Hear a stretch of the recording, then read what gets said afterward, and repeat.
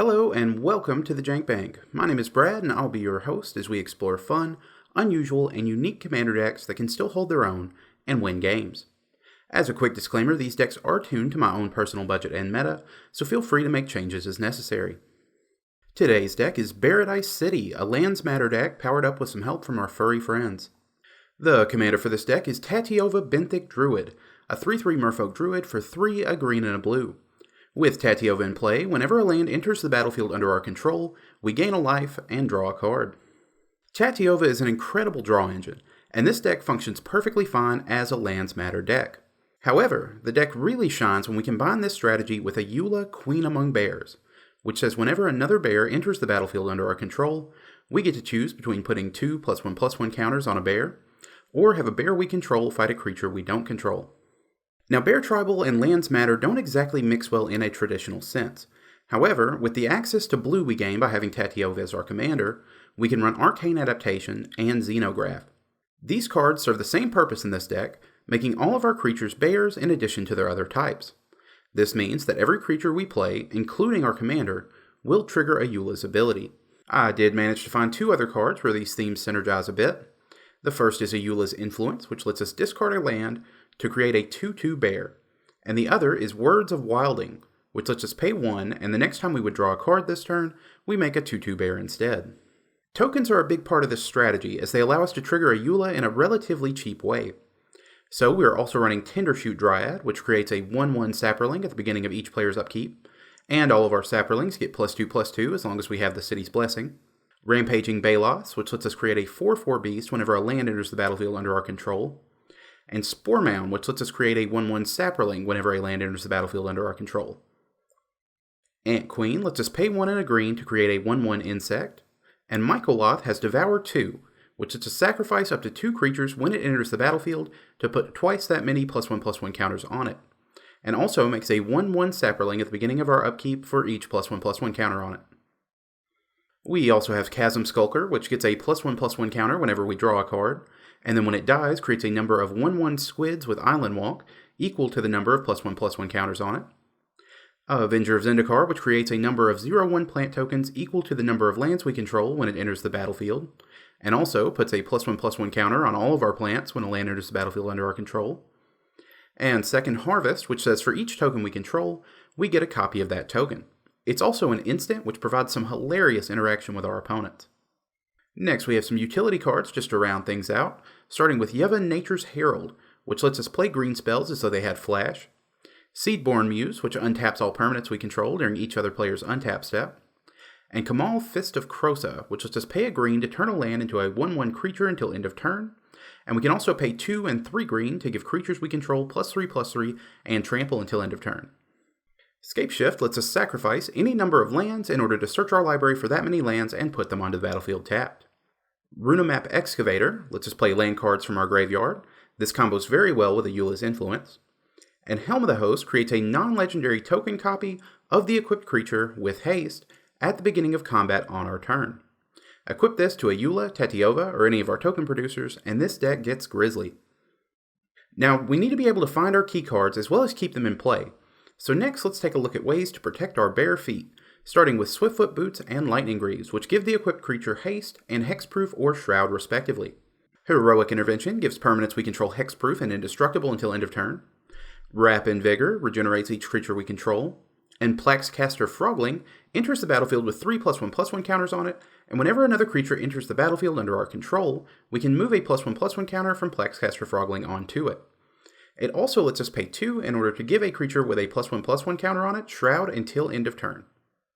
At the beginning of our upkeep, if Genesis is in our graveyard, we can pay 2 and a green to return a creature from our graveyard to our hand. Eternal Witness lets us return a card from our graveyard to our hand when it enters the battlefield. And Loaming Shaman lets us shuffle any number of cards from target player's graveyard into their library when it enters the battlefield. We can pay a green, tap Fauna Shaman, and discard a creature to search our library for a creature and put it into our hand. And Worldly Tutor lets us search our library for a creature card, reveal it, and put it on top of our library. Before we look at the rest of this deck, let's go to the battlefield of Jank and check out how these cards work together. Say we have a Eula and Arcane Adaptation in play, along with 10 lands. Then we play Avenger of Zendikar, which creates 10 0/1 plant tokens. This is going to trigger a Eula a whopping 11 times. Replace our Avenger of Zendikar with Ant Queen, and now we can trigger a Eula at instant speed, which lets us fight down our opponent's threats or create blockers big enough to stop them. Mycoloth is another powerhouse in this deck, and if left unanswered, can make up to 4 Saprolings at the beginning of our upkeep, each of which triggers a Eula and allows us to put another 8 +1/+1 counters on Mycoloth. This spirals out of control incredibly fast, especially when combined with something like Yeva, which lets us cast it at instant speed. We can also combine any of these board states with Kamal and animate our opponent's lands in order to fight them with a Eula's trigger. However, the Jank Bank accepts no responsibility for friendships irrevocably harmed by this combo. Now that we've seen this deck in action, let's take a look at our Pick an Egg basket of mana, otherwise known as the Ramp. Starting things off, we have some bare necessities with Cultivate and Kodama's Reach, which let us search our library for up to 2 basic lands, put one into our hand, and the other onto the battlefield tapped. Pier's Whim lets us choose friend or foe for each player. Then each friend searches their library for any land card and puts it onto the battlefield tapped, and each foe sacrifices an artifact or enchantment. Tempt with Discovery lets us search our library for any land and put it onto the battlefield, and then each of our opponents may do the same, but for each one who does, we get to go search for an additional land. We can tap Badoka Gardener to put a land from our hand onto the battlefield. Then if we have 10 or more lands in play, it flips into Dokai Weaver of Life, which we can pay 4 and 2 green and tap to create an elemental token with power and toughness equal to the number of lands we control. Colony Heart Expedition gets a counter whenever a land enters the battlefield under our control, and we can remove 3 counters and sacrifice it to search our library for up to 2 basic lands and put them onto the battlefield tapped. And Fertilid enters the battlefield with 2 +1/+1 counters on it, and we can pay 1 and a green and remove one of those counters to search our library for a basic land and put it onto the battlefield tapped. This synergizes very well with a Eula, as we can add extra counters to Fertilid and search for more and more lands. Next we have Sakura Tribe Elder, which we can sacrifice to search our library for a basic land and put it onto the battlefield tapped. Burnished Heart, which we can pay 3 and sacrifice to search our library for up to 2 basic lands and put them onto the battlefield tapped. And Lotus Cobra, which gives us 1 mana of any color whenever a land enters the battlefield under our control. Circuitous Route lets us search for up to 2 basic lands and put them onto the battlefield tapped. Courser of Krufix makes us play with the top card of our library revealed, but we can play the top card of our library if it is a land, and whenever a land enters the battlefield under our control, we gain a life. And Wayward Swordtooth lets us play an additional land on each of our turns, and can't attack or block unless we have the City's Blessing. Now, Tatiova is a draw engine in our command zone, but we do have just a few other ways to keep our paws full of cards with draw power. Mystic Remora lets us draw a card whenever an opponent casts a non-creature spell unless they pay 4, but does have a cumulative upkeep cost of 1. Rhystic Study lets us draw a card whenever an opponent plays a spell unless they pay 1. And Mind's Eye says whenever an opponent draws a card, we can pay 1 to draw a card as well. Beast Whisperer lets us draw a card whenever we cast a creature, and Guardian Project lets us draw a card whenever a non-token creature enters the battlefield under our control. As an additional cost to cast Momentous Fall, we have to sacrifice a creature. Then we draw cards equal to that creature's power and gain life equal to its toughness. Shared Summons lets us search our library for up to 2 creatures with different names, reveal them, and put them into our hand. Now this deck has a slew of powerful creatures, but sometimes our opponent's board state will simply be unbearable. So let's take a look at how we handle it with the removal. Beast Within lets us destroy a permanent and replace it with a 3/3 beast. Force of Vigor destroys up to 2 artifacts and or enchantments, and if it's not our turn, we can exile a green card from our hand rather than paying its mana cost. And when Reclamation Sage enters the battlefield, we can destroy an artifact or enchantment. Pongify and Rapid Hybridization each destroy a creature and replace it with a 3/3 token. These cards, as well as Beast Within, serve a dual purpose, allowing us to destroy our opponent's threats, or destroy our own tokens and trigger a Eula at instant speed.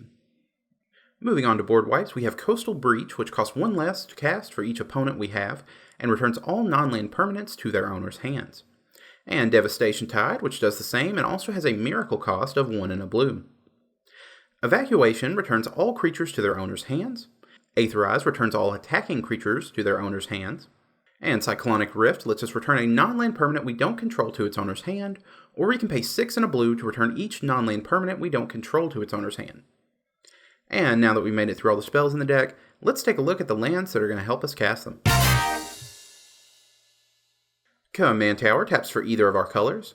Breeding Pool does the same but enters tapped unless we pay 2 life. And Hinterland Harbor also taps for either of our colors and enters tapped unless we control a forest or island. Evolving Wilds and Terramorphic Expanse we can tap and sacrifice to search our library for a basic land and put it onto the battlefield tapped. And Simic Growth Chamber taps for 2 mana, enters the battlefield tapped, and when it does, we return a land we control to our hand. Arch of Araska taps for a colorless, and we can pay 5 and tap it to draw a card if we have the City's Blessing. Mosswort Bridge enters the battlefield tapped, and when it does, we look at the top 4 cards of our library and exile 1 face down. It taps for 1 green mana, or if we control creatures with total power 10 or greater, we can pay a green and tap it to play the card we exiled with it without paying its mana cost. And Reliquary Tower taps for a colorless and gives us no maximum hand size. Field of the Dead enters tapped and taps for a colorless mana. Whenever it or another land enters the battlefield under our control, if we control 7 or more lands with different names, we make a 2/2 zombie token. Alchemist's Refuge taps for a colorless, or we can pay a blue and green and tap it to cast non-land cards as though they had flash until end of turn. And Rogue's Passage taps for a colorless, or we can pay 4 and tap it to make a creature unblockable until end of turn. Lastly, we have 13 basic islands and 15 basic forests. And that's going to do it for this week's deck, but I really want to hear your thoughts on it, so please let me know in the comments below.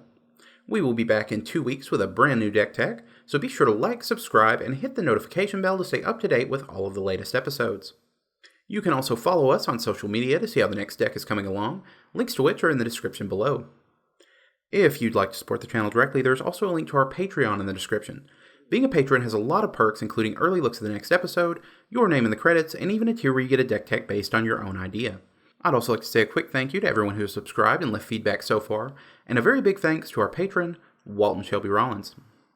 And that's going to do it for this week. See you next time, guys, and stay janky.